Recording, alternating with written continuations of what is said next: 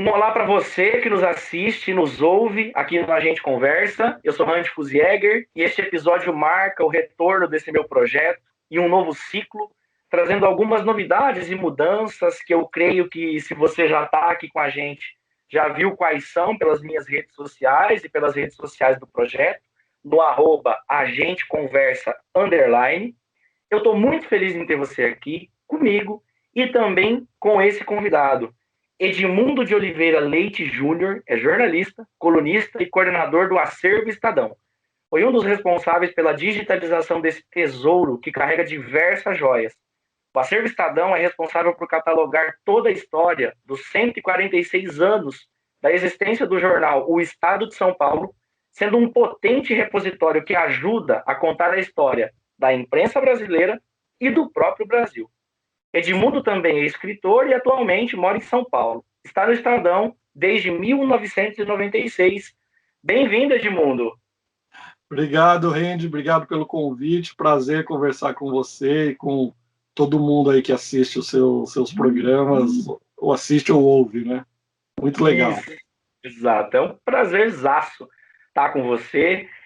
Nós nos conhecemos desde 2016, né? Eu estive em 2016 em uma visita na sede do Estadão e ali eu tive contato não só com você, tanto com o acervo também e tudo mais. Seu nome sempre esteve, né, nas minhas vontades de entrevista e conversa aqui com o pessoal, de quem vai nos ver ou ouvir. Então, para mim, de novo, reafirmo, é um prazer estar aqui com você. E é isso, e vamos lá. E bacana que assim, essas visitas são riquíssimas, né? Porque além das pessoas conhecerem o acervo, conhecer o Estadão, a gente também conhece as pessoas, conhece o trabalho das pessoas e rende esses frutos aí, igual esse que você está fazendo. Poxa, legal demais. Isso é muito bacana. Bom mesmo estar aqui. Ô Edmundo, eu vou começar com uma pergunta que ela vem de uma dúvida realmente até bastante genuína minha, mas eu acredito que também tá ligado com uma dúvida de muita gente, né? Recentemente, eu vi no Instagram da Daniela Arbex, também, que é uma célebre jornalista e escritora de livros como Holocausto Brasileiro, Cova 312, Todo Dia, Mesma Noite também, que é belíssimo. E uma recente publicação dela no Instagram, ela disse assim, né? Um dos papéis, né, que o jornalista tem é a construção da memória coletiva, ou seja, o jornalista ele registra a história para que ela não seja esquecida. Como que é para você, enquanto jornalista, sentir meio que isso duas vezes? Escrevendo a história, uma vez que você é jornalista e também faz essa construção da memória coletiva, mas ao mesmo tempo cuidando de um acervo que resgata e detém essa mesma história contada há 146 anos. Então, para mim é um prazer enorme, assim, que eu sempre fui um jornalista de arquivo, assim, eu atuei em esportes, tal, mas eu sempre fui um frequentador do arquivo, né, do acervo do Estadão, da Folha, onde eu trabalhei no banco de dados da Folha também, então eu sempre fui eu acho que, na verdade, todo jornalista deveria ser, né, pegar e ir ao arquivo, porque não só uma coisa que eu falo, o jornalista ele tem que ir ao arquivo, inclusive quando ele não precisa, que as pessoas só vão aos arquivos quando elas precisam. Se você vai ao arquivo quando você não precisa, você começa a conhecer o arquivo, você começa a dominar o arquivo, você vai ter muito mais facilidade para tirar proveito do arquivo, que as pessoas. É uma coisa que eu escrevi ali no artigo que você leu, uma coisa que a gente quer fazer é compartilhar o espanto que a gente tem ao ver certas coisas lá. A gente quer compartilhar. Então, e o jornalismo estava muito em todos os jornais, o arquivo era muito aquela memória para lembrar há 50 anos, ou há 100 anos, há um século, que o Estadão é um dos poucos que tem esse privilégio, mas o pessoal não percebia o potencial que um acervo tem para dar notícias, inclusive furos jornalísticos. Assim, a gente já deu furos jornalísticos com matérias de acervo, simplesmente mostrando uma coisa que estava no acervo e que, à luz de hoje, ela tem um outro significado, ela tem uma importância e dá uma notícia quente. Né? Então, e tem muito jornalista que tem, né, não entende o acervo, acha que coisa velha, isso aqui é jornal velho, notícia velha. Não é. Só vai lá quando precisa resgatar uma informação e não é uma fonte de conhecimento, e ele precisa entender que ali é onde vai estar o conteúdo dele, né? Fala assim, tudo que ele produz vai estar lá. Mas, respondendo essa pergunta, para mim é um prazer enorme. O dia que me convidaram me chamaram, foi inesperado, me chamaram para Edmundo, você quer ser o coordenador do acervo? Na hora eu falei que sim, porque Claro. é claro que eu quero, né? E com o desafio de digitalizar o jornal, né, o Estadão, então tem lá o site O Acervo Estadão. Então, para mim, é muito isso que ela falou aqui, a citação, né? Você tem, que o jornalismo produz isso, e hoje, paradoxalmente, a gente está vivendo um paradoxo digital, porque você não tem instrumento nenhum hoje, você já deve ter lido, talvez, o que eu escrevi sobre preservação digital. A única garantia de se preservar o que está sendo publicado hoje é o impresso, porque as coisas se perdem na internet, as pessoas não têm consciência ainda de arquivar o digital com a mesma excelência que foi arquivado o jornal de 146 anos atrás. Então, a gente tem um paradoxo digital, que eu consigo acessar uma notícia de 146 anos atrás e eu não consigo ver a notícia original que o Estadão deu do 11 de setembro de 2001. A primeira notícia do atentado de 11 de setembro, ela se perdeu, você precisa fazer uma arqueologia digital para tentar achar ela, mas ela não está mais na integridade como ela estava, e tudo que foi feito naquele dia está se perdendo. E onde que você vai ver? A memória está no impresso que foi digitalizado. Então, e hoje muito se perde coisa na internet. Esse programa mesmo, hoje, você não tem garantia nenhuma que ele vai ser preservado.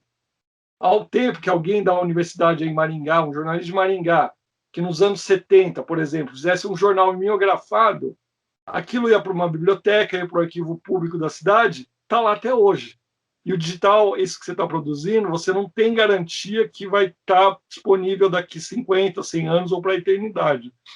Mas, para mim, eu encaro o arquivo, os acervos, como uma fonte, um manancial de informação para você produzir notícia, para produzir conteúdo, seja relembrando, simplesmente tem coisas que são tão fantásticas que é só você pegar aqui assim e falar assim, olha isso, que fantástico. E tem outras que você vai ter que ter mais algum trabalho, mas é jornalismo, né? Então, o arquivo jornalístico para um jornalista é a melhor coisa do mundo, né? Depois do papel e da caneta, acho que é a segunda maior ferramenta que ele tem, né? É. E Edmundo, você entrou num ponto já bem bacana que está dentro dessa nossa conversa, e eu já vou puxar esse gancho, que é sobre a preservação do digital, né? Realmente esse conteúdo que você disse da sua escrita, eu consumi, eu li, que você fala muito mesmo, né? Nessa visão de hoje é muito difícil, a digitalização ela alcança mais pessoas e mais rápido, mas a construção da memória por meio do digital é muito mais difícil. Por conta disso, a volatilidade é muito rápido, né? Como se consome e como se acaba. Como que você enxerga esse desafio, então, de trazendo, né, a facilidade de o impresso é muito mais fácil, uma vez que realmente, né, as páginas impressas estão ali, podem ser arquivadas e tudo mais. Como que são os estudos, então, de a possibilidade de levar essa consciência de arquivar, né, trazer em acervo para o digital, ou é muito mais difícil? Não, então, ainda tá começando a conscientizar. Nós, lá no acervo, fomos os primeiros a levantar essa questão aqui na imprensa brasileira. Tem um profissional que trabalha comigo, Carlos Eduardo Entini, ele foi, inclusive, para os Estados Unidos, num congresso com o pessoal do Google, lá na Califórnia, sobre isso. Nós fomos pioneiros a tratar esse assunto, mas nós mesmos ainda não conseguimos, porque é uma questão tão difícil ainda, porque é aquele exemplo que eu dei. Um jornal mimeografado ia para a biblioteca de Maringá ou para o arquivo do Estadão e você tem garantia que ele está lá. O digital ainda não, as pessoas têm uma falsa consciência de que a internet se autopreserva. Porque quantas vezes você já pegou, você viu um conteúdo legal, você pôs lá, marcou no seu bookmark, lá nos favoritos, depois eu leio. Daí um dia você vai voltar lá, você fala, pô, o site sumiu, o blog não existe mais, o jornal não existe mais.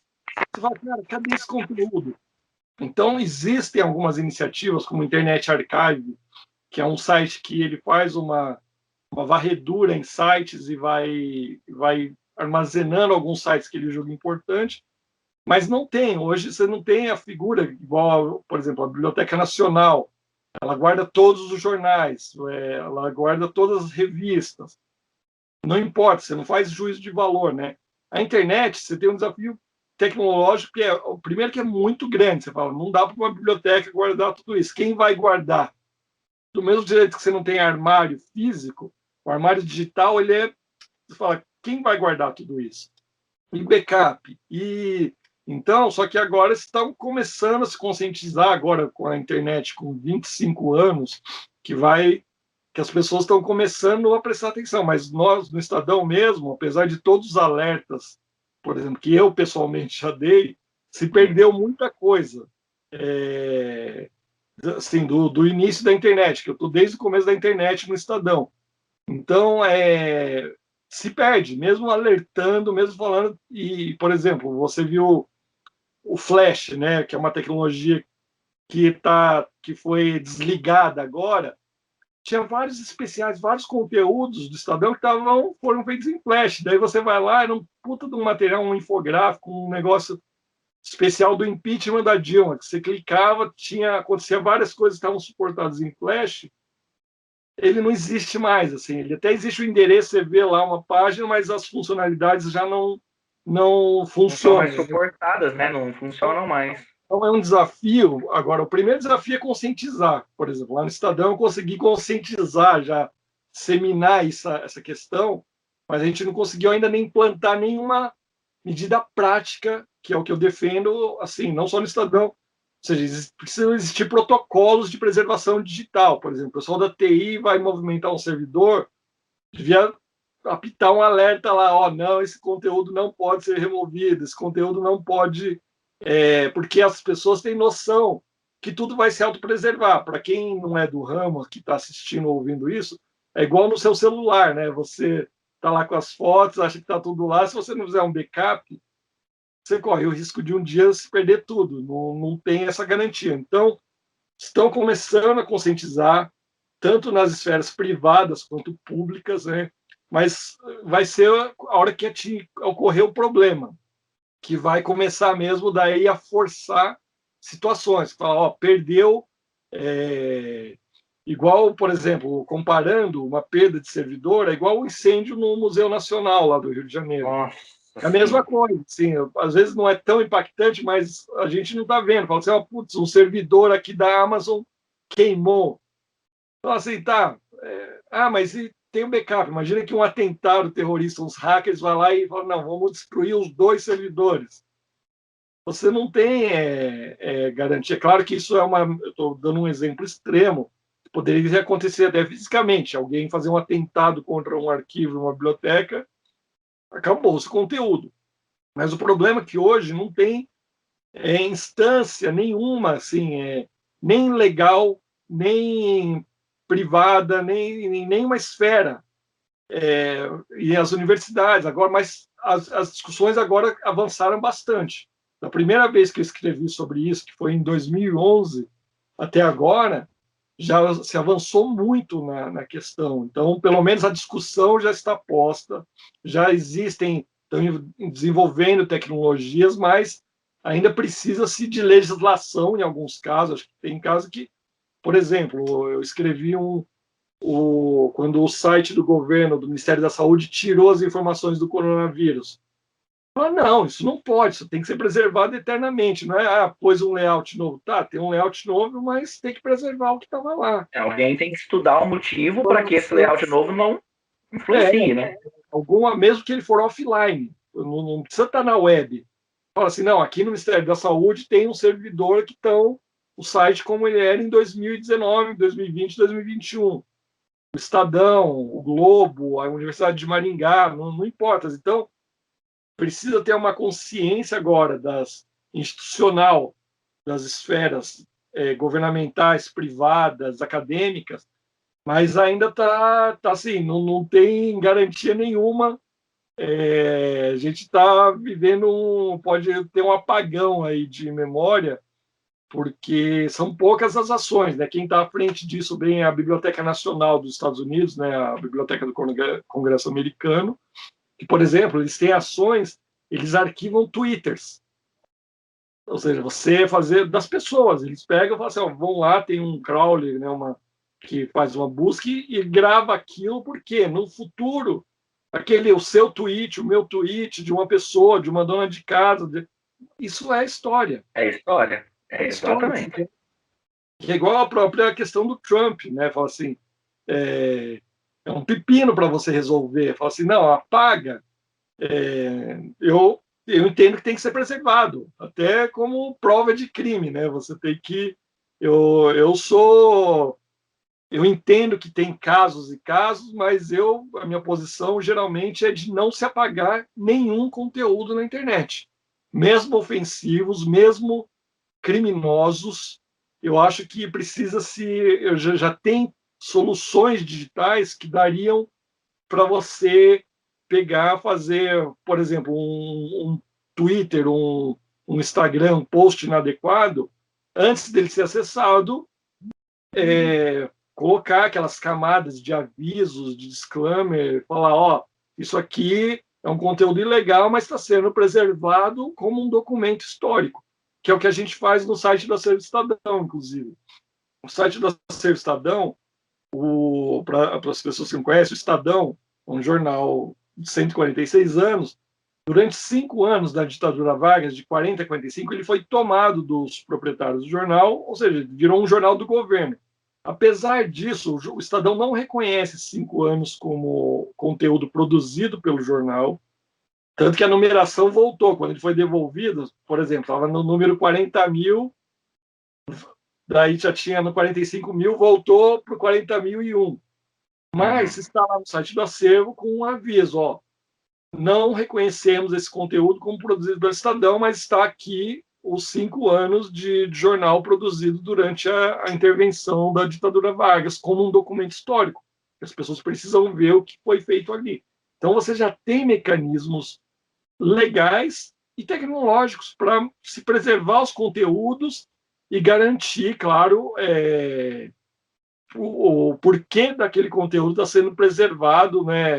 Porque mesmo ele sendo considerado ofensivo ou inadequado, eu acho que o problema de se apagar, eu entendo, mas eu entendo também que nessa hora, como não tem, fala assim, apaga-se. Acaba sendo ser a melhor situação naquele momento. Mas a história vai cobrar o preço depois, entendeu? Uhum. Falar, cadê aquele conteúdo? Os historiadores, os pesquisadores, ou qualquer pessoa, um cidadão, fala assim, deixa eu ver o que o Trump. Porque quanto mais você tem acesso aos documentos primários, melhor.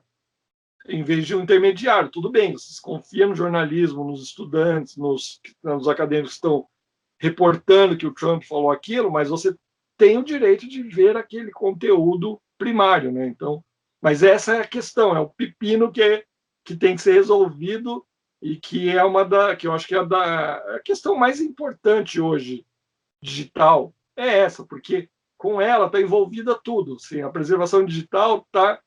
Você, na verdade, o pessoal, quando você fala em preservação, pensa assim, é aquela coisa histórica. A preservação é você se preservar, você preservar a instituição, você se preservar como pessoa. Então, é preservar a existência. Então, de cada ente, seja ele pessoal ou acadêmico, ou institucional, ou privado. Né? Então, é uma questão muito complexa que tomara que com esse alerta as pessoas comecem a pensar nisso. Mas a melhor coisa que eu sempre falo é o seguinte: precisa o próprio produtor do conteúdo, se ele não se preserva, assim, hoje ninguém vai preservar por você. Então, Pensar por ele próprio, né? Fazer a primeira pessoa que tem que cuidar da preservação do conteúdo é o produtor do conteúdo.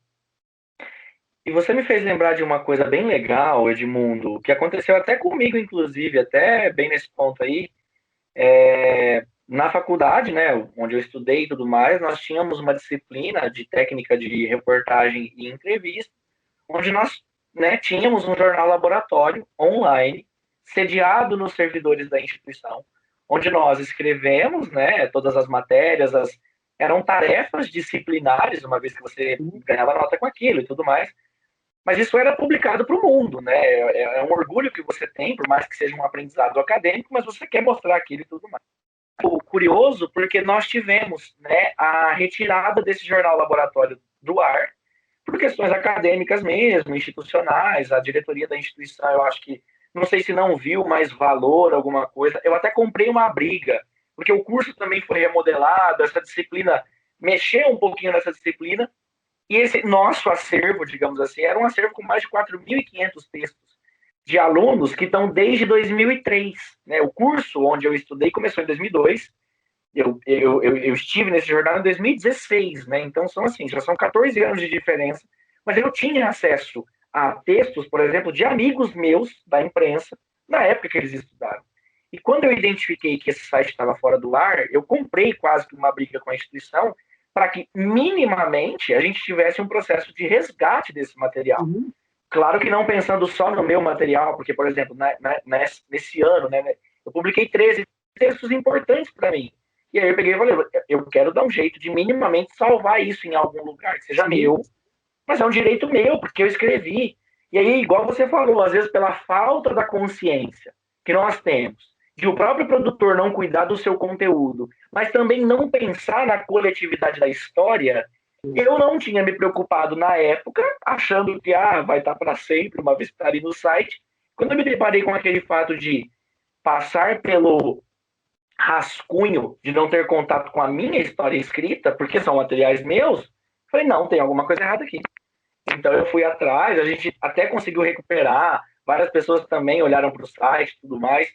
Até recentemente eu nem vi se ele continua no ar ainda, mas isso me fez lembrar desse episódio aqui, porque eu concordo muito com você, né, e até nisso que você disse. Por mais ofensivo, por mais grotesco, como a gente viu, por exemplo, ele fez, desde os ataques ali, aquele estímulo, ataques ao Capitólio e tudo mais, é igual você falou, é ofensivo? É. Mas quem vai cuidar disso são outras instâncias, como o direito, como a institucionalidade das plataformas. Maravilha. Mas uma vez que foi publicado, igual você disse, coloca um aviso, dá um jeito, mas é história, tá posto, isso foi para o universo, isso precisa estar ali disponível, né, para as pessoas e tudo mais. E é uma discussão que realmente, assim, é extremamente genuína, sabe? Espero também que profundamente ela se eleve para muitos e muitos tempos para frente. Esse exemplo que você deu dos seus trabalhos acadêmicos é aquilo, você nunca imaginava que eu falo, não, a universidade vai apagar esse conteúdo. Não, por isso que você não se preocupava. Então, agora, inclusive, uma dica que eu dou para você e para todo mundo que está nos escutando, se você quer manter um conteúdo que está em formato digital, não adianta, salva no seu computador e, em alguns casos, até imprima, que é a única maneira, e mesmo imprimir, você tem que imprimir no papel bom, porque às vezes ele pode se esvair. Mas para vocês terem uma ideia, a minha consciência de preservação digital também se deu num caso parecido com esse, que foi assim. Eu entrei no Estadão em 1996 como estagiário na internet da Agência Estado. Então, eu sou um jornalista que eu sou nativo digital desde 96. Eu nunca fui lá no Estadão, nunca fui funcionário do jornal impresso, nunca trabalhei para o jornal impresso. Eu sou, desde o começo, lá é internet. E o que aconteceu? Na internet, o site de últimas notícias do Estadão era o agestado.com.br, que era o site da Agência Estado, que é a referência igual hoje é o Estadão, porque notícia em tempo real, imagina, 96 isso, quando a internet, igual o pessoal fala, a internet era mato, né? Exato, quando eu cheguei aqui tudo era mato. Daí eu lembro que na faculdade o pessoal falava, mas eu tinha e-mail e não tinha para quem mandar, porque só eu tinha e-mail. Né? Mas o que aconteceu? Nessa minha carreira, eu acabei produzindo bastante coisas e elas nunca saíram no impresso. Só que eu produzi coisas relevantes. Todo conteúdo é relevante. Não existe conteúdo... uma nota de acidente de trânsito é relevante, um jogo de futebol é relevante, Mas, claro, eu produzi alguns conteúdos que alguns amigos meus falaram um dia num bar, assim, um amigo falou: pô, Edmundo, aquela matéria da Nike, da CBF, você falou, eu nunca mais, eu não acho ela. Aquilo que foi o start, porque daí eu fui olhar e falei, meu, cadê a matéria? E daí que eu fui ver, que isso no começo dos anos 2000, que estava se perdendo conteúdo que onde se perde, quando não é que ninguém apagou igual isso aí. Muda-se um servidor, muda uma coisa, faz uma mudança de URL, o conteúdo vai apagando, daí ninguém acha. Aí, o que eu fiz? Eu criei um blog para mim com os meus conteúdos. Como eu tinha todos eles gravados no computador, eu peguei e criei um blog com um arquivo meu. Falei, pô, eu preciso pôr esses arquivos até para as pessoas verem que eu produzi, né? E aí que eu fui vendo, daí eu comecei e falei, nossa, a internet não se preserva, a internet. E aí, essa matéria específica da Nike, da CBF, que foi um furo, depois eu explico o que foi, mas ela só tinha ela porque eu tinha impresso ela. Porque eu tinha ela numa folha de sulfite, depois você olha lá no meu blog, daí você vai ver lá, inclusive tem o print. Porque quando eu produzi essa matéria em 99, eu não sei porque eu imprimi ela. Uhum. Não foi pensando em nada. Parece Foi, até instinto. A gente nem pensa, mas parece que é até instinto, né? até talvez tenha impresso porque eu sabia que ia dar problema, como deu. E daí, só que ela só existe hoje no meu blog, ou seja, ela só está preservada para a história hoje porque eu a imprimi. Porque ela não tinha nenhuma pegada digital dela, não tinha nenhum resquício digital dela que eu encontrável. E hoje ela existe porque eu imprimi. Então, vocês isso ilustra bem a questão da preservação digital. E isso serve para qualquer conteúdo, para as fotos pessoais, documentos pessoais, e para nós jornalistas, para quem produz conteúdos, e hoje todo mundo é produtor de conteúdo, então as pessoas precisam, se quer que isso fique para a história, que isso seja preservado, preserve você, que aí é o caminho para outras instituições preservarem. Exato. Partindo de você, eu acho que é quase aquela visão que a gente tem, né, de inspirar pelo exemplo. Quanto mais É, pessoas começarem a primordialmente se preservarem, eu acho que é um movimento natural que as pessoas e as instituições e a política, os governos e tudo mais passem a pensar nisso. E é uma discussão, pô, nossa, é muito interessante ver isso também e ver essa contrapartida sua, porque realmente no seu blog, por exemplo, você tem textos de 2005, ali, até de antes, inclusive, porque, igual, textos de quando o governo do Rio de Janeiro usou o acervo do Estadão para repensar um pouquinho sobre assuntos de favela. Então, isso é histórico, né? Isso você tem ali, e é uma coisa que hoje, em 2021, eu tenho contato, e é muito legal pensar nisso. Ô Edmundo, vamos falar um pouquinho, acho que aí você vai conseguir puxar vários ganchos e tudo mais. Nesse dossiê que eu citei, inclusive até indico que as pessoas que estejam nos ouvindo agora têm interesse em conhecer, podem conversar comigo, ou procurar no Google mesmo pelo seu nome, vai estar lá um dos primeiros links, que é esse que você falou sobre, né, as joias ali para o Estado, Unidade Federativa de São Paulo mesmo. Você conta um pouquinho da fundação do acervo, né, o acervo online, digital como é hoje, possibilitando pesquisar por data, pesquisar por nome, todas as ferramentas ali. Ele começou em 2012, mas o processo ele vem de antes, assim, né? Foram várias, enfim, anos de estudos, digamos assim, para chegar onde está. Conta um pouquinho como foi esse processo, assim, tipo, né, de você fazer parte dessa equipe e ver a digitalização desse acervo. então, como eu te falei, eu estou no Estadão digitalmente desde 96. Então, Uhum. isso já era uma conversa que sempre existia, ó, precisa digitalizar, vamos digitalizar o arquivo, vamos digitalizar as edições antigas. E tinha várias conversas, vinha a empresa que digitalizou o New York Times veio oferecer o serviço, o Google veio oferecer, já vários, mas nunca a coisa deslanchava. E aí, quando, em 2010, eu fui convidado para assumir a coordenação do Acervo Estadão, estava começando paralelamente na TI, né, na Tecnologia da Informação, na diretoria de tecnologia do jornal, um projeto de digitalização, que inclusive o acervo estava fora. Ou seja, o acervo era um mero, que é o que eu comentei lá, né?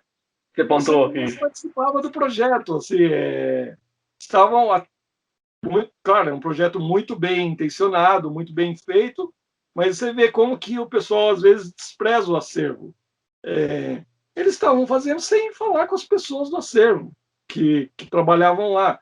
Tanto que eu cheguei, daí sabia, daí eu fui na direção e falei, ó, o acervo tem que estar no comando desse projeto. E, claro, Capitaneando esse projeto. entendido na hora, mas claro que aí tinha algumas limitações, porque burocraticamente era um projeto da TI, né? Então, por exemplo, quem está com o dinheiro, quem está com os investimento recursos, ali, né? mas mesmo assim deram, mesmo ele, nunca, pelo contrário, entenderam que assim o acervo na minha pessoa deveria estar lá comandando isso, ditando o que devia ser feito. Tanto que tem no site do acervo, tem uma coisa que não tem em nenhum site de acervo do mundo, que a gente faz uma coisa que ninguém faz. E o próprio pessoal da TI, na época, não entendeu direito, porque o projeto tinha aquilo, você quer pesquisar jornais antigos? Beleza.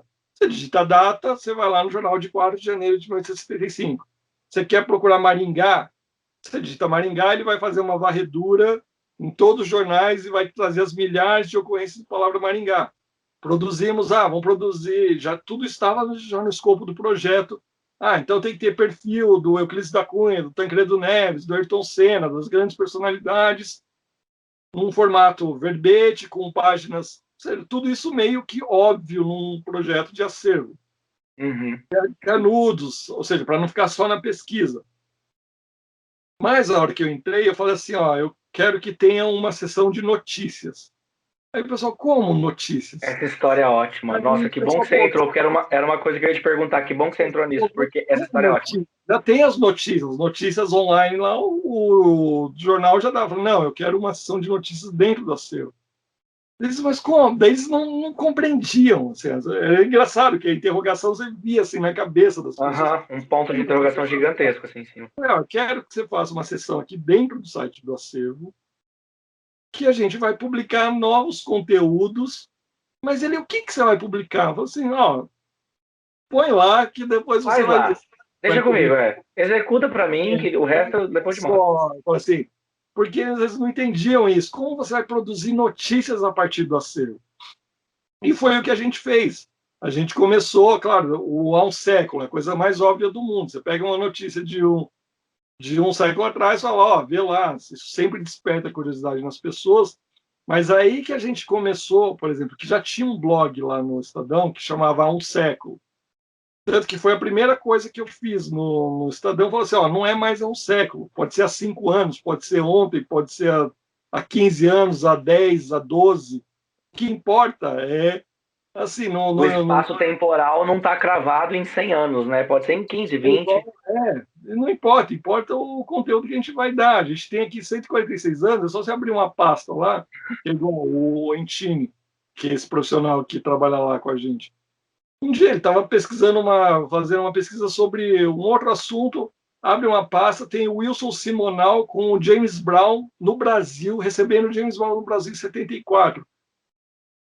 Essa foto não precisa de gancho nenhum. Você já viu o Wilson Simonal com o James Brown tocando pandeiro? Não. Então o que basta? É só digitalizar aquela foto, colocar ela lá, e é um conteúdo novo, é uma notícia nova, é um furo. Porque fala assim, essa notícia estava... Tem fotos lá no Estadão que nem no jornal foram publicadas, elas foram tiradas. O Vontor fez e ela não foi aproveitada na edição na época. Não era o caso dessa, essa aí até saiu, mas tem milhares de fotos maravilhosas que nunca foram publicadas no jornal. E mesmo publicado, você nunca viu o James Brown com o Wilson Simonal tocando pandeiro. E o que aconteceu? A hora que a gente publicou essa foto, bombou. Foi um dos conteúdos mais acessados do dia na internet, no Estadão, porque é um conteúdo fantástico. E você não precisa fazer nada, você não precisa entrevistar ninguém. Basta você pegar. E, claro, a gente aprimora. Fala, além da foto, está aqui o link para a notícia, para o jornal original onde ela saiu. Uhum. Então, tem maneiras de enriquecer, mas mesmo que não tivesse mais nada, já seria um conteúdo. Isso já era muito rico. Seria um conteúdo sensacional. Então, aí essa criação do site demorou 2 anos, né? O site do Acervo, que é um projeto grande, imagina você digitalizar um 150 anos de jornal. Mas a grande novidade foi essa sessão de notícias, que inclusive a gente dava notícias quando a Folha lançou o acervo deles. A gente, a Folha lança o acervo digital, dando nosso concorrente, dando o link para o site da Folha. O Globo lançou o acervo digital. O Globo foi lá no Estadão falar com a gente para fazer o site deles, o Acervo Globo, tanto que eles melhoraram, deles está tecnicamente, várias coisas, melhorias tem lá, porque eles nos escutaram, eles foram lá e a gente deu o caminho das pedras para ele, né? Eu peguei e falei, aqui a gente não conseguiu isso, a gente aqui precisa melhorar isso, precisa melhorar. Então eles com a nossa experiência construíram um site tecnicamente já evoluído em relação ao nosso, que é assim que a tecnologia acontece. Então, daí a gente começou a dar notícias, não que ela não sairia, não estaria na pauta do jornal. Por exemplo, se você pesquisar lá, a gente foi num seminário sobre preservação digital, inclusive. E daí acabou, a matéria ficou tão boa que acabou sai no jornal, porque o pessoal vê e fala, pô, isso aqui é importante. Mas entendeu? Se ela ficasse no jornal, não é que o jornal despreza isso. É que você não tem braço, você não tem. Você fala, putz, está tendo um incêndio lá, não vai dar para eu mandar um repórter para isso. Então, essa que foi a grande revolução que a gente fez ali, foi transformar o acervo numa editoria viva, ou seja, o jornal. Tanto que hoje a gente criou uma dependência. O jornal, quando não tem material de acervo, fala, putz, o pessoal quer e às vezes ele não consegue atender. Mas é o que eu falo, precisa ser o profissional do acervo. Apesar de eu ter transformado os arquivistas em jornalistas, que eu falo lá, todo mundo, técnico, arquivista, historiadora, não importa quem estiver no acervo, vocês é um acervo de jornal, vocês têm que ser jornalistas.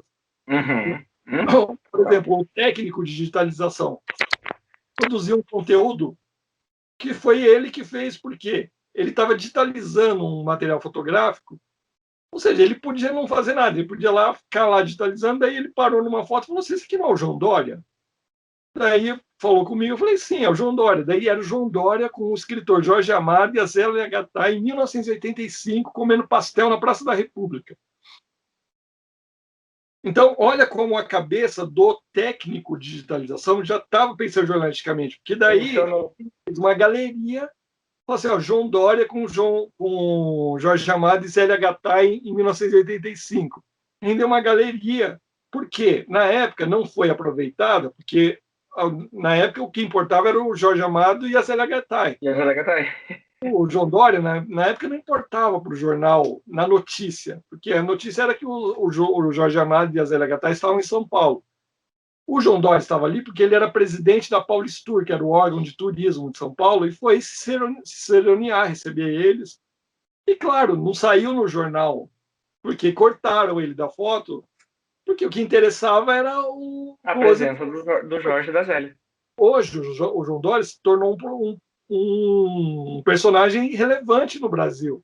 Então, daí ou seja, não precisa escrever nada, só falar, aqui o João Dória com o Jorge Amado rendeu uma galeria de 10, 15 fotos, com link para as páginas da época. Então, você vê, foi um técnico de digitalização que já é jornalista, porque ele já pensa jornalisticamente, fala assim, eu penso o acervo jornalisticamente, falou, pô, isso é um conteúdo, isso aqui dá um... E é um furo, se você pensar. É uma história, exato, é total, sim. É um furo histórico, você fala, nunca ninguém tinha visto o João Dória com o Jorge Amado e a Zélia Gattai, né?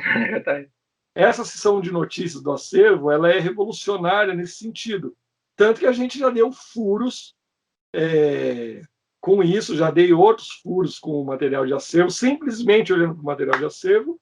Inclusive, tem uma entrevista a primeira entrevista exclusiva do Jair Bolsonaro para a imprensa brasileira depois de eleito, foi para mim, com o material do acervo, porque nós recuperamos as palavras cruzadas que o Bolsonaro, quando jovem, aos 16 anos, ele mandava, como outros leitores, mandavam as palavras cruzadas, problemas de palavras cruzadas para ser publicados no jornal. E ele emplacou várias lá. E eu fiz uma matéria sobre isso e consegui entrevistá-lo. Isso foi parar, inclusive, na manchete do jornal impresso, foi parar no portal como destaque. Por quê? Mesmo que não tivesse a entrevista com Bolsonaro, já era um furo histórico. Fala assim, vejam as palavras cruzadas feitas por Jair Bolsonaro quando jovem, enviadas para o jornal Estadão e publicadas durante 6 anos no jornal. Então, olha como você consegue fazer conexões, né, do passado e do presente. Isso eu estou dando alguns exemplos, mas essa do Bolsonaro é um exemplo, né? Ninguém, tanto que foi um espanto, as pessoas se espantaram, como todo mundo se espantou, de saber que ele mandava, que você põe um Palavra jovem. Curiosamente, quem quiser ler a reportagem depois, o Bolsonaro, ele era entregador de jornal na cidade dele, ali em São Paulo. Ele que recebia o jornal do correspondente do Estadão, que vendia as assinaturas lá, e ele era o garoto sede de bicicleta entregando os jornais na cidade. Em Eldorado, acho que era em Eldorado Paulista que ele fazia isso, né? Ele estava em Eldorado Paulista, e até recentemente o Francisco Mesquita Neto recebeu ele, até depois de eleito e tudo mais, ele teve na sede do Estadão, e acho que ele recebeu até enquadrado esse material que foi resgatado do acervo, publicado de novo agora. Acho que o título acho que é As Cruzadas de Bolsonaro, uma coisa assim. Exato, e vira história, né? E virou história. De novo, digamos assim, é uma história que é recontada, né? Então, isso é fantástico, porque e como que a gente achou isso? Simplesmente fazendo a busca no acervo pelo nome de Jair Bolsonaro, aparece lá o nome dele lá no. Se vocês fizerem essa busca, você vai ver lá em 70 e pouco, 71, tem as primeiras, e fora, mesmo sem o recurso do tecnológico digital, o Estadão já tinha os índices, porque o chefe do acervo na época, por muitos anos, que chamava Armando Augusto Bordalo, ele indexava tudo que saía no jornal. Então, inclusive, a gente tem o índice das cruzadas do Bolsonaro.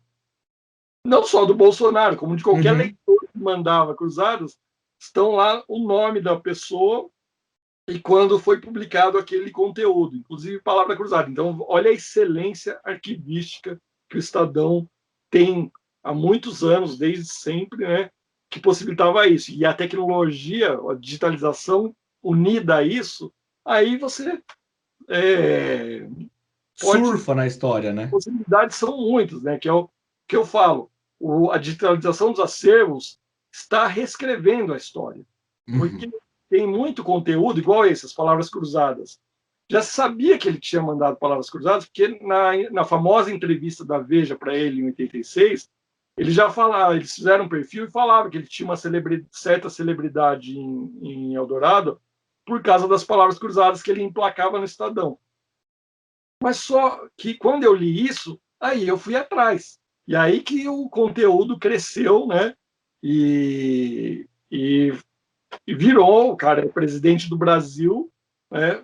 E virou um conteúdo histórico de quando ele era um garoto, um estudante lá em Eldorado Paulista. Né? Exato. É até curioso porque quando você tem contato com essas conexões, até em outros materiais, né?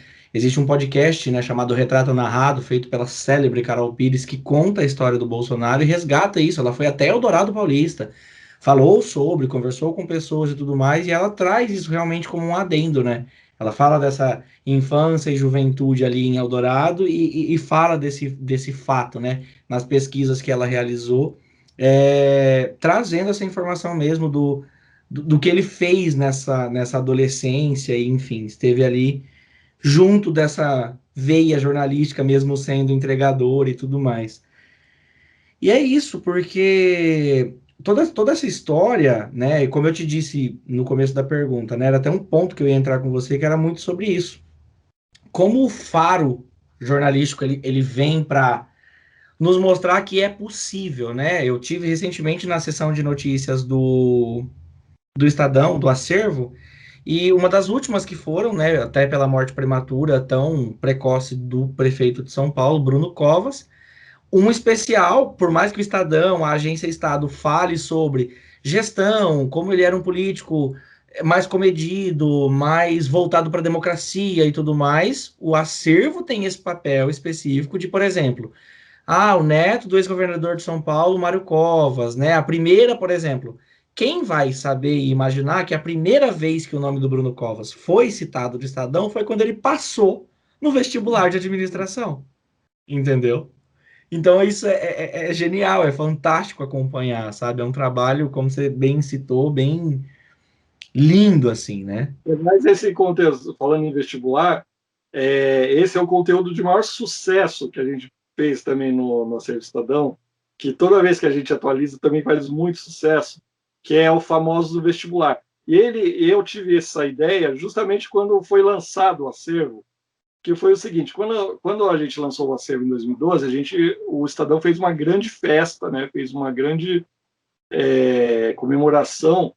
E aí a gente convidou o Gilberto Gil, convidou a presidente Dilma, o governador, tal. E para cada pessoa que a gente mandava o convite, a gente mandava alguma coisa que saiu dela no jornal, No né? jornal. Então, mandava assim, ó, primeira menção ao Gilberto Gil no jornal, primeira menção a Dilma e várias outras pessoas. Só que pesquisando, como a gente convidou o Guido Mantega, o ministro na época, a primeira menção que apareceu ao Guido Mantega era um vestibular. Daí naquilo eu falei, caramba, olha só isso. Aí eu falei, cara, vamos. Daí lá com a equipe, eu falei, ó, a gente vai atrás de várias pessoas em lista de vestibular. Aí começamos lá, quem fez faculdade? Daí achamos de Serginho Grossman, Arnaldo Antunes, o Drauzio Varela. A gente tem assim, tanto que esse conteúdo foi tão impressionante que a gente fez em formato galeria, chama Famosos, eles também já foram calouros, famosos no vestibular. O que a gente fez? Com a busca no acervo, que você busca um nome e acha, então, cada nome que a gente ia achando, a gente ia guardando, fazia o recorte do nome da pessoa na lista do vestibular, punha uma foto, procurávamos a foto mais antiga que a gente tinha dessa pessoa para ilustrar, e aí a gente colocou. E daí, claro, Drauzio Varela é uma personalidade, né, assim, conhecida, querida por todo mundo. Abrimos essa galeria com Drauzio Varela e a lista dele no vestibular, lá no anúncio. Cara, esse foi o conteúdo mais impressionante que eu vi no acervo, porque foi o seguinte: a gente acompanha tudo via o Google Analytics, as audiências, a gente sabe se um conteúdo Páginas está. mais acessadas, menos acessadas, como está a movimentação. Então a gente sempre colocou coisas assim e via, isso aqui tá. Esse conteúdo, a partir do momento que ele entrou, foi um pico tão grande assim que o negócio rodava, assim, o número de acessos rodava. E eu lembro que só no primeiro dia foi 600 mil acessos, ou seja, essa galeria foi, naquele dia que foi publicada, eu não lembro a primeira vez, se foi em 2000 e que ano que foi. Mas, assim, foi o conteúdo mais acessado de todo o portal do Estadão. Sim. Porque a pessoa entra ali e fala, Drauzio Varela, Geraldo Alckmin, Arnaldo Antunes, Nazi, do IRA, Maria Fernanda Cândido, ou seja, então você mostra como o jornal, a história, a informação está ligada à vida das pessoas, que as pessoas pensam às vezes, o arquivo do jornal vai estar lá, a morte do Tancredo, os sertões de Euclides da Cunha, vai estar lá, mas são essas outras pequenas coisas que mostram o que é o acervo, como ele está na vida de nós, né? Ou seja, você pode ir lá ver o vestibular que você entrou, que é isso que vai acontecer agora. As listas de vestibulares são digitais, daqui a uns dias elas não vão estar lá. Exato, Mas no exatamente. jornal ela está, ao ponto que a gente vê lá o nome do Drauzio Varela, do Geraldo Alckmin, de pessoas que cursaram. E é legal que todo ano a gente vai atualizando, porque assim, como a gente fica caçando os nomes no, no, no vestibular, tanto que uma das penúltimas, quando teve a mudança de governo, a gente colocou todos os novos personagens que estavam surgindo, o Covas, o Alexandre de Moraes, por exemplo. O Alexandre de Moraes e o Dias Toffoli é da mesma turma da Faculdade de Direito. A gente achou na mesma lista, que é a mesma Caramba! da Janaína Pascoal. Então, olha a riqueza disso. Aham. Em 3 cliques, você fala, pô, a Janaína Pascoal e Alexandre de Moraes, Dias Toffoli, o Toffoli eram da mesma turma. da mesma turma. Daí estava lá. William Bonner também era da mesma turma do Marcelo Rubens Paiva e do editor de cultura do Estadão, do Biratã Brasil. Então, olha, você vai vendo, assim, é muito legal. Então, se vocês quiserem ter interesse, procurem, é só procurar no Google. Eles também já foram calouros, famosos do vestibular. É bem legal essa galeria. É um material muito bacana, muito legal mesmo. É muito significativo ver tudo isso, né? E até olhando para toda a história, fora disso, né? Porque quando a gente fala sobre história, a gente tá falando sobre as curiosidades e sobre tudo mais. Eu tenho até, vou até mostrar aqui pro pessoal, tava falando pro Edmundo agora no começo. Eu tenho comigo desde 2016, né? Quando eu fui aí, eu ganhei de. Eu lembro que foi assim. Eu estive presente no Estadão, eu, Randy, na 11ª, né, Prêmio Jovem Jornalista do Santander, e na Semana Estado de Jornalismo, organizado pela Carla Miranda, que hoje é editora de inovação aí do Estadão, inclusive uma excelente pessoa, a Carla foi assim, humana, receptiva, incrível, uma pessoa incrível, e aí eu tive a oportunidade de conhecer a redação do Estadão, porque não foram todas as pessoas que permearam, né, os andares e tudo mais, eu tenho ainda na minha mente, eu posso errar, às vezes aí pelos 5 anos de diferença, mas a redação acho que estava no 9º andar, ou o 9º andar era agência Estado. Sexto andar. Isso, exato, exatamente. E tem uma curiosidade legal, Edmundo, que quando a gente foi recepcionado no início, eu lembro que foi uma terça-feira, tá? O tema era quando grandes coberturas viram uma maratona. Falou sobre a Lava Jato, cobertura das Olimpíadas e tudo mais. E eu lembro que a gente ficava num hall no Estadão, onde por muito tempo foram, né, ali as mesas e a sala de consulta do acervo. Eram grandes mesas de madeira com várias cadeiras, então a gente foi recepcionado ali, perto de um vitrô bem bonito, onde tem o Ex Libris, inclusive original, do entregador de jornal, que o Estadão já contou essa história também, que é uma curiosidade muito legal, gente. Conheçam o porquê que o símbolo do Estadão é um jornaleiro em cima de um cavalo. É muito legal essa história. Isso, eu próprio, o francês curioso, que chegou na porta do jornal e falou: Deixa comigo que eu vou inaugurar uma. Inclusive, no acervo tem quando o jornal, no próprio jornal, anunciaram que, olha, o jornal está sendo vendido pelo Gregório e tudo mais, e vejam, né? Comprem porque é dali. Mas eu tenho o livro, né? O Páginas da História. Eu acho que o Páginas da História saiu antes, né, Edmundo, do que a digitalização do acervo. Ele é de 2008, se eu não me engano. É bem antes, é bem anterior a isso. Não tinha, ainda nem no o site do acervo não era nenhuma possibilidade. Uhum. E é legal porque ele tem a cronologia, né, e tudo mais, mas, por exemplo, são páginas que você consulta, então é isso basicamente que você vê digitalizado no acervo, agora de forma digital, mas tive a honra, né, de ver até o próprio Edmundo manuseando com muito cuidado todo aquele acervo físico e tudo mais, foi muito legal mesmo, assim, é muito, muito significativo. Edmundo, vamos caminhar para um assunto também que fala sobre a sua veia escritora, né, e tudo mais. É uma dúvida que eu quero trazer para você, até para você contar essa história. Você chegou a escrever, né, e pesquisar sobre a vida de Raul Seixas, e é uma biografia desse cantor. E eu queria que você falasse um pouquinho desse processo, do que aconteceu com tudo isso, assim, o que é esse livro, né? Onde Edmundo Leite está com esse livro? Então, esse livro eu estou com ele desde eu comecei a fazer esse livro em 2004. Então, mas eu comecei ele paralelo ao meu trabalho no jornal, no estado de São Paulo, né? Então, porque foi em 2003 eu dei uma notícia que tinham achado um arquivo inédito do Raul na Som Livre e que iam lançar. E aí a editora, uma amiga minha que era editora de cultura do Estadão, falou: Edmundo, por que você não faz um especial sobre o Raul Seixas, né? Já que você está tão animado aí com... Uhum. Aí eu peguei e falei, pô, boa. Daí a gente fez um especial. Aí eu fui atrás de falar, já que eu vou fazer o especial, fui no arquivo, inclusive resgatei tudo que o Estadão e o Jornal da Tarde tinham publicado sobre o Estadão. fiz um levantamento fotográfico e fui entrevistar umas pessoas. Ao entrevistar essas pessoas, entre elas o Paulo Coelho, o fundador do fã-clube do Raul Silvio Passos, e uma pessoa que sempre eu quis, que me chamava a atenção, que era a pessoa que mais aparece nos créditos do disco do Raul Seixas, que chamava Miguel Cidras, que era um nome que me intrigava, que eu não sabia quem era essa pessoa, eu sempre fui fã do Raul Seixas, e falei, quem é essa pessoa que aparecia lá como arranjos Miguel Cidras, em praticamente todos os discos do Raul. E eu consegui entrevistar essa pessoa. Entrevistei o Gilberto Gil, entrevistei várias pessoas na época, mas o que ficou? Ficou um especial bonito, que inclusive sumiu também, entrando na preservação digital, vocês não vão conseguir ver esse especial, porque Muito triste com isso.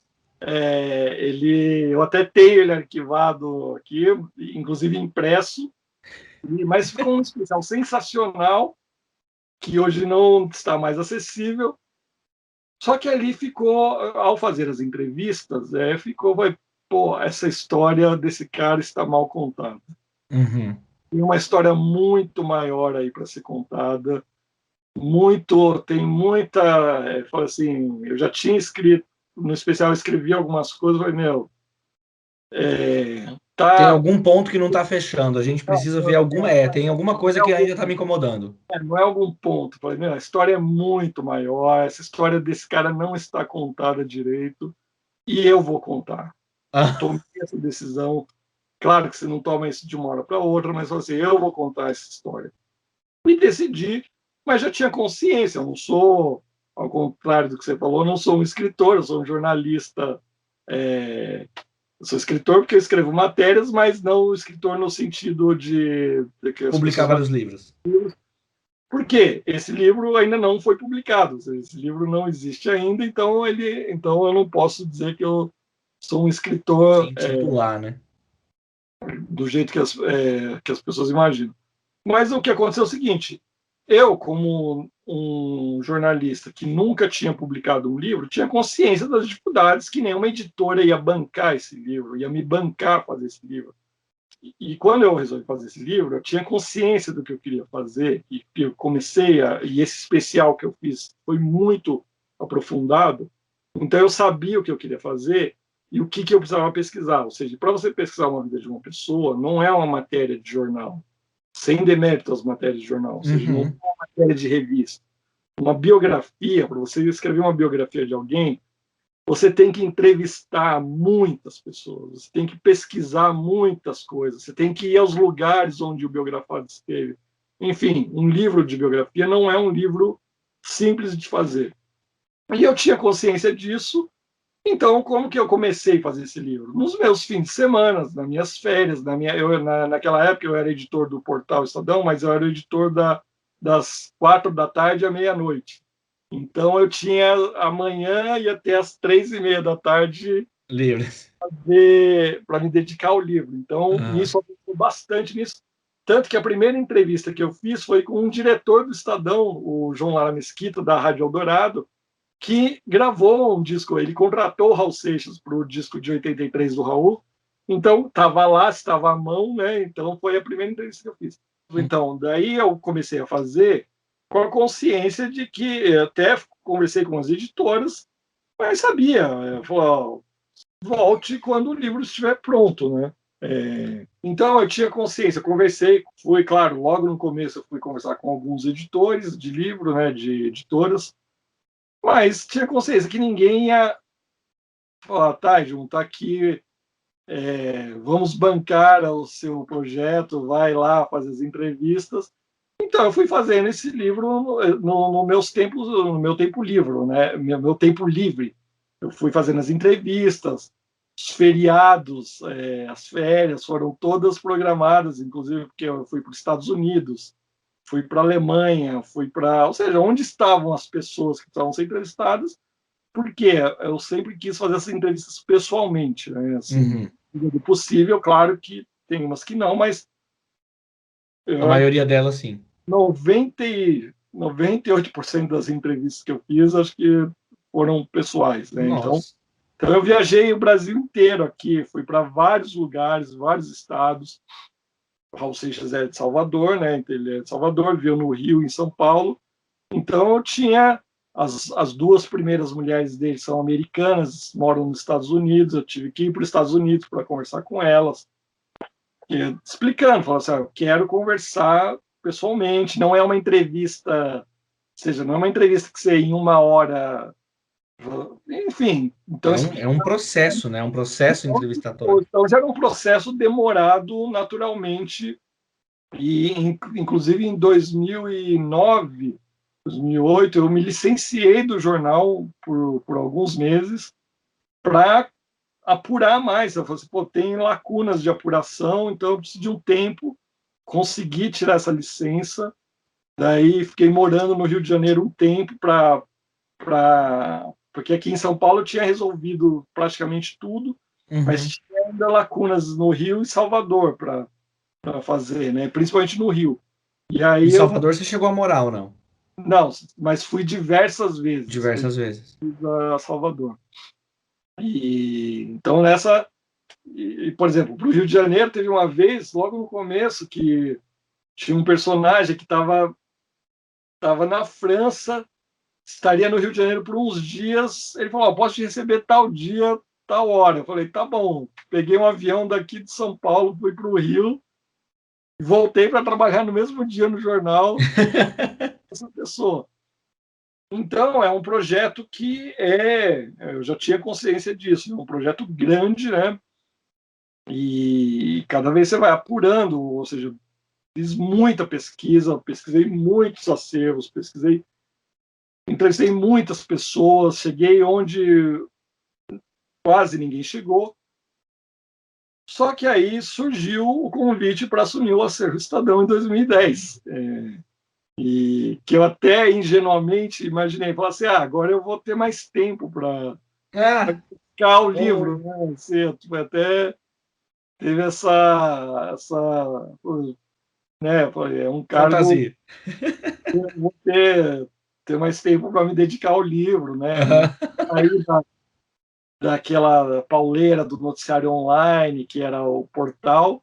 Leia do engano. E, lendo engano, acabou que daí, ou seja, um projeto desse de digitalização do acervo, ou seja, só de 2010 para 2012, 2 anos. E assim, o acervo, a relevância dele foi, ou seja, o que a gente fez, o processo de transformação do acervo, fez com que o acervo passasse a ser cada vez mais requisitado no ritmo do online, né? Então, no mesmo ritmo que crescia online, o acervo digitalizado também. Então, quando eu me vi, o livro começou a pegar em marcha lenta, né? Assim, não dava para me dedicar ao livro. E antes disso, tive um problema com uma das ex-mulheres do Raul, que fez uma ameaça pública, me ameaçando, falando que ia processar. Poxa.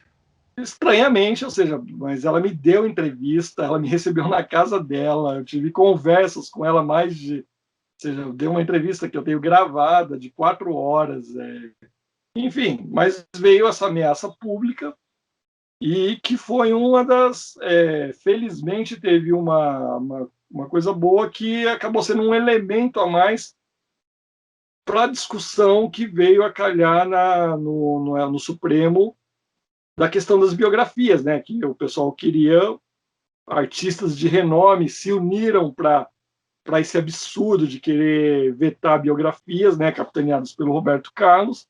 Uhum. Gente que ninguém esperava que fosse aderir a isso, o Caetano, Gil, Djavan, pessoas de renome que ninguém sequer imaginava que isso fosse acontecer, começaram a ter uma atitude extremamente contrária, né? Assustadora até, mas o episódio acabou servindo para essa discussão. Foi um elemento que, assim, o meu episódio era tão surreal, porque todo mundo era processado depois do livro publicado, ou seja, tinha problemas depois. Sofrendo uma ameaça com o livro em andamento, ou seja, o livro antes de publicar, o livro não estava nem terminado, e como não está terminado, esse que é assim, o livro não está terminado. Então o surreal era isso, falou assim, como o livro está sendo produzido e a pessoa já está sendo ameaçada, o autor já está sendo ameaçado por uma pessoa, né? Mas se vocês quiserem entender, quem quiser entender melhor os pormenores, é só pesquisar lá, Edmundo Leite ao Seixas biografia, vai entender toda essa história, vai entender os pontos dessa história, Os desdobramentos, né, que aconteceram e tudo mais. Mas, ao mesmo tempo, eu sempre tive a segurança que eu não precisava da autorização de ninguém, ou seja, aquilo que o Supremo reafirmou e falou, não é preciso de autorização de ninguém para escrever sobre qualquer pessoa, eu já tinha essa convicção desde o primeiro dia que eu decidi fazer a biografia. Uhum. Eu sabia dos meus direitos, eu estudei isso, eu tinha plena convicção, conhecia a Constituição, tanto que eu participei de debates por causa disso. Vocês podem procurar depois, tem um debate bem legal lá no Estadão também, com o advogado do Roberto Carlos, vocês podem ver. Tem, na TV, vocês foram para a TV Estadão, né? Acho que é um vídeo de 2013. É um então, material bem rico mesmo. Eu sempre tive plena convicção, tanto que essas pessoas, inclusive essa pessoa que me deu entrevista e que depois se manifestou contrária, eu nunca fui pedir autorização para elas, porque eu entendo, eu comuniquei que eu estava fazendo uma biografia para qualquer entrevistado. Muita gente também, por causa do estrago que o Roberto Carlos fez, que foi, né, o grande estrago, o pior de tudo, a pior coisa que o Roberto Carlos fez, foi dar a sensação para as pessoas que ela tem direito a vetar a história dela, que é igual você já deve ter visto, às vezes, a pessoa está filmando um policial na rua, o policial fala para a pessoa, não, você não pode, você tem direito de imagem, o cara está num ambiente público, mas você já deve ter visto discussões. Assim, muito numerosas vezes. Não tem a menor noção. Isso é culpa do Roberto Carlos, o estrago que ele fez com aquela ação, que felizmente foi revertida pelo STF. Inclusive, está para sair o novo livro do Paulo César Araújo, está para sair o novo livro dele agora sobre o Roberto Carlos, leiam que logo vai sair. Mas o estrago que o Roberto Carlos fez foi dar para as pessoas a sensação de que elas tinham esse poder de vetar algo sobre a história dela. Ninguém tem esse poder, ninguém tem esse direito. Você não tem direito. Se eu quiser contar a sua história, eu conto. A revelia de você, eu vou lá na faculdade que você estudou, falo com o porteiro, falo com os professores, falo com quem eu quiser. Se a pessoa quiser falar, ela fala. Se ela não quiser falar, ela não fala. É direito dela. Isso. Você não tem direito de proibir ou de escrever sua história, como ninguém tem, que é o erro. O Roberto Carlos fala assim, é a minha história. Eu falo, não é a sua história. Você gravou música que tinha 50 músicos lá no estúdio. É a história do baterista, é a história do guitarrista, é a história do maestro. Essas pessoas, você faz parte da história de outras pessoas. Então, não existe a minha história. Mas o estrago dele foi tão grande que, por muitos anos, as pessoas tiveram ou seja, arrotavam na cara de jornalistas e de escritores, falando assim, você não tem direito, é a minha história. Eu falo, não é a sua história. Exatamente. A sua história é o seguinte, você tem direito à sua privacidade na sua casa, no seu escritório, nos ambientes privados. A partir do momento que você está em um ambiente público, você é uma pessoa pública, e mesmo daí, tanto tinha uma confusão que as pessoas faziam nos debates, as pessoas falavam assim, tá, mas tem que se preservar o direito das pessoas anônimas. Eu falo, não, elas não têm esse direito. O anônimo também não tem direito. Ele é igual ao artista. Não tem o direito, é isso que a gente está falando. Não, mas o anônimo, assim, claro que as pessoas têm direito à individualidade e privacidade. Por exemplo, a TIM não pode, o Skype não pode pegar esse nosso vídeo, fazer uma propaganda, falar assim, olha como o Skype é bom, e usar a minha imagem e a sua, fazendo uma propaganda, mas ele pode, assim, nós aceitamos estar aqui publicamente num ambiente público, que é a web, que é uma praça pública, nós aceitamos. Então, não tem essa claro que tem limites, a pessoa não vai poder vender isso como um produto, ou se vai vender, tem que pedir autorização para você, mas Se alguém quiser falar assim, deixa eu ver o que o Edmundo Leite... quero contar a história do Edmundo Leite. Mesmo que ele não queira, que eu não queira dar entrevista, que eu não queira... A pessoa tem o direito, como o anônimo também. Você fala assim, se você ficar lá na rua, fala assim, esse cara passa todo dia aqui, às 2h15, passa, ele entra naquela escola, Uhum. ele tem o direito, não existe lei, isso está garantido na Constituição, mas é isso que as pessoas precisam tirar da cabeça, esse estrago feito pelo Roberto Carlos, que é um grande artista, não deixo de admirar a obra dele, eu tenho todos os discos dele aqui, Uhum. mas deu essa pisada na bola enorme, como outros artistas pisaram na bola também lá, com Procure Saber, né? Mas Exato. depois viram o tamanho da enrascada que eles se meteram por causa do Roberto Carlos, inclusive, e que inclusive se ferraram. Eles apoiaram o Roberto Carlos não apoiou eles, quando eles viram, queimou a imagem pública deles. Foi um ciclo vicioso de erros, né? A gente pode chamar que é enfim. Mas o STF foi lá, esse julgamento foi importantíssimo, que o STF falou, não é preciso de autorização para escrever sobre ninguém, que é o que move o jornalismo, porque o precedente era tão perigoso que se fosse aprovado a tese dos advogados do Roberto Carlos, absurda, que eles juridicamente lá invocavam 2 artigos do Código Civil para isso, era tão absurdo que eu ia falar assim, o jornal, eu falava isso lá no jornal, eu falei, gente, o jornal tem que ver isso aqui diz respeito a nós. Isso aqui, se for aprovado, se essa lei for aprovada, a gente não pode escrever uma notícia sem autorização da pessoa. Impacta diretamente na liberdade de expressão, exato. Isso é contra todo. E, graças a Deus, o STF foi unânime em falar, tanto que a sentença, né, que ela primorosa, que ela falou, cala a boca, já morreu, né? Exato. E até nesse ponto, assim, até para o pessoal se instigar mesmo, né?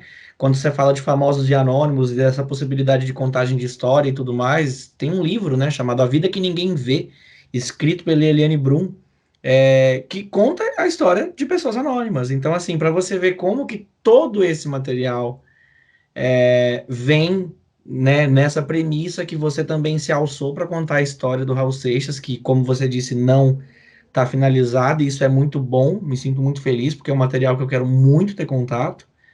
E claro, né, todo o meu apoio e todo o apoio de várias pessoas nessa jornada que você passou aí, e talvez como realmente um dos maiores, se não o principal expoente dessa luta, né, que foi parar no STF e como tão bem ressaltado por você, unanimemente aprovada no direito da escolha e da contação de histórias e da liberdade e daquilo que a gente pode fazer, naquilo que, felizmente, ainda é nosso direito. Então, isso é gratificante e significativo, né? É muito bom conhecer essa história. Edmundo! Mas só para esclarecer, assim, então, para resumir isso aí, o livro não foi lançado porque ele não foi terminado. E assim que ele for terminado, concluído, ele vai ser lançado. E eu posso ter certeza que eu vou ser um dos principais divulgadores desse material. Edmundo, que bom saber disso. Eu acho que a gente tem um papo incrível aqui agora, muito bom mesmo. A gente caminha então para o nosso final. Claro que se deixasse a gente ia longe, cada vez mais longe, mas sinta-se em casa, sinta-se aberto, né, com esse contato comigo e eu também com você. Pode ser a primeira de muitas vezes que a gente faz essa edição. Quando esse livro for finalmente lançado, a gente pode repetir, fazer esse repeteco e tudo mais. Eu te agradeço muito mesmo pelo seu tempo, pela sua atenção, pela sua dedicação a esse tempo e a mim nesse projeto e a tantas pessoas que vão nos ouvir aí nesse mundão digital que, vale lembrar, precisa ser preservado. Queria te agradecer, então, e deixar aí suas últimas considerações, por favor, para nós. Eu quero agradecer também o convite e aproveitar, então, já que a gente tocou todos nesses assuntos, é isso, gente. Valorizem o jornalismo, não caiam nas conversas que anti-imprensa. A imprensa pode ter seus problemas, como todos os setores têm, mas a imprensa é fundamental. Vocês que apoiam o discurso contra a imprensa, a hora que vocês se ligarem do perigo que é isso, vocês vão ver. Tomara que vocês não tenham que se ligar sobre isso, sobre o perigo que é não ter uma imprensa atuante e livre. Então, não caiam nesse discurso anti-imprensa, não caiam, fiquem ligados quando alguém falar a mídia. Quando alguém fala a mídia, geralmente é uma pessoa ignorante, que não sabe o que é imprensa, o que não sabe o que é jornalismo. Leiam, jornalismo produz conteúdos maravilhosos, tem aí a internet hoje, tem uma variedade de canais, estejam atentos, então vejam, leiam o máximo que vocês puderem e preservem os conteúdos, lutem pela preservação dos conteúdos digitais, cobrem das escolas, dos arquivos, das prefeituras, dos governos. Os conteúdos digitais têm que ser preservados,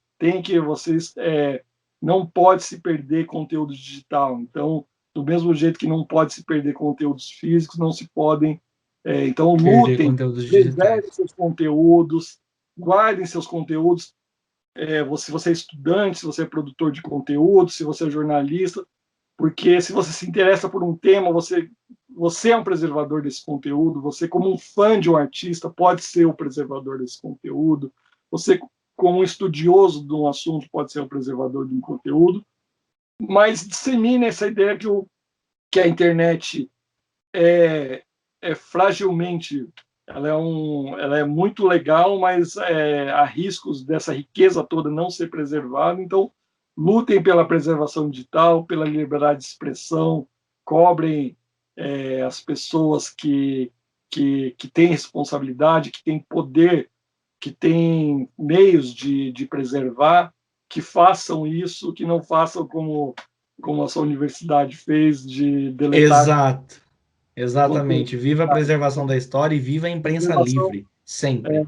Então, histórias estão aí para ser contadas e você está fazendo um grande trabalho também, um puta prazer essa conversa. Quando quiser, é só chamar de novo, a gente pode bater o papo que você quiser. Muito feliz mesmo, Edmundo. Obrigado mais uma vez. Obrigado também a quem nos acompanhou até aqui, pessoal. Essa é, como eu dito no começo do episódio, né, o primeiro conteúdo, a primeira entrevista do retorno do A Gente Conversa nesse novo ciclo. Espero vocês na próxima entrevista também. Acompanhem as redes sociais, me acompanhem pelo @HuntFuzjäger, que vai estar na descrição do vídeo e também na descrição do podcast. Pelo A Gente Conversa, _, nos perfis também, no canal do YouTube e tudo mais. Sintam-se em casa, afinal, a gente conversa e conversa com muita gente. Valeu, gente. Obrigado. Até mais.